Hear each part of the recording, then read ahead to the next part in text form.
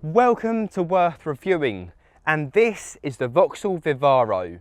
It's currently the only van that is being made in Britain, and as you can see it does look vaguely similar to a Peugeot Expert and a Citroen Dispatch, and that's because all three companies, Vauxhall, Peugeot and Citroen, are all owned by the same company called Group PSA.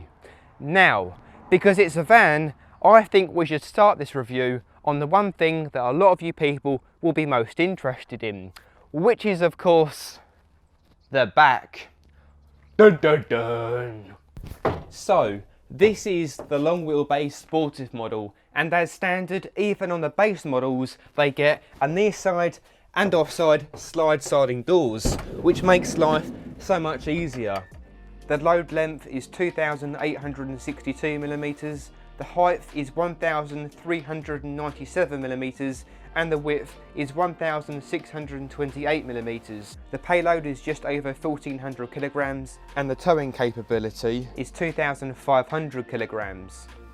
Now I get it's not very easy understanding how practical it is in the back just by looking at numbers. So what I've done is I've bought an 8x4 sheet so you guys can see that it does fit in there pretty perfectly. Kaboom, just like that. And as you guessed, both rear doors open up to 180 degrees. And at the bulkhead there's something called the flexi cargo, and it adds about 1 metre of space so you can put your long poles or ladders, if they'll fit into the area, through into the front, and it opens up into the front seats, which I'll show you shortly. Now it's not available on the base model, and it only comes on the panel vans. So what is it like at the front of the Vivaro?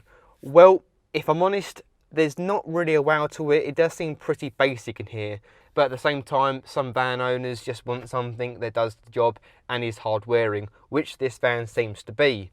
Okay, so the thing you'll be interested about is what is the storage space like at the front. So at the top we've got a storage compartment which seems like it goes back quite a far away, and then there's a glove box which is sort of hidden into the dash, and if you press the button under this bit it flips up. Below that is another little compartment, and on top of that you've then got a 12-volt cigarette lighter. And then as for the seats on the middle section, you can put your paperwork there and secure it in with this strap. And then with this strap down here, lift this up and you've then got another compartment under the seat. Not too sure what can go in there, maybe some goggles or I don't know, just this space there is better than nothing. And then on this one, there's then a blue tag at the bottom. So now the whole seat comes up as a 1, or the bottom half of the seat comes up as a 1. And what I was saying about the flexi cargo at the back is that when that opens up, that allows you to then put stuff from the back of the van all the way up to the front passenger footwell. So you can in effect use up about 70–80% of the van's length for like long poles to that side of the van, which is handy to know. There's a few more storage compartments along the door card. You've got 1 on the handle, 2 down by the second handle to open the door, 3 big door pocket, and 4, I'm not really sure what you can put there, but it is better than not having a storage compartment at all. So now let's talk tech. So this infotainment system is the same infotainment system that was on the Vauxhall Corsa I recently reviewed, and I've got to be honest, it's not user friendly, but like the Vauxhall Corsa, it is also compatible with Android Auto and Apple CarPlay, so you're all good to go. It is a bit of a long-winded process trying to set up Android Auto, but once it's set up, it's all sweet. And as you can see below that, there's a little compartment there where I put my phone and it fits in there nicely. One thing I don't really get is the interior mirror. I don't really get why it's there, because I don't really know why I want to see the bulkhead, or maybe if there's a nice girl sitting on the passenger seat I might adjust it slightly. But I'm just joking. But why you'd want to see the bulkhead, I'm not too sure.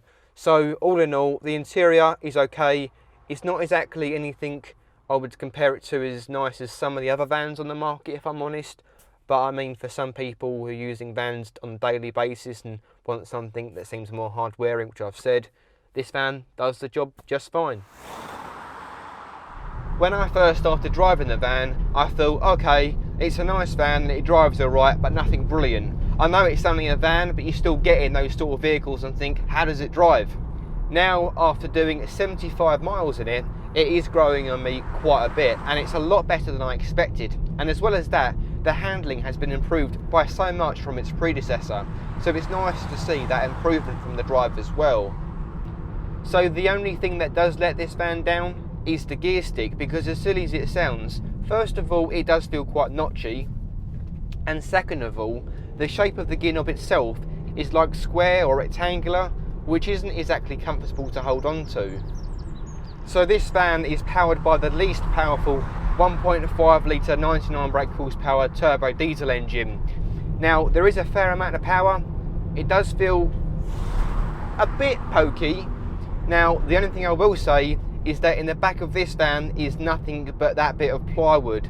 So if you have got a van that is fully loaded with tools, ladders, parcels or what have you, basically van stuff, this engine might seem a bit underpowered. So if you've got a heavy load, I'd recommend one of the bigger engines.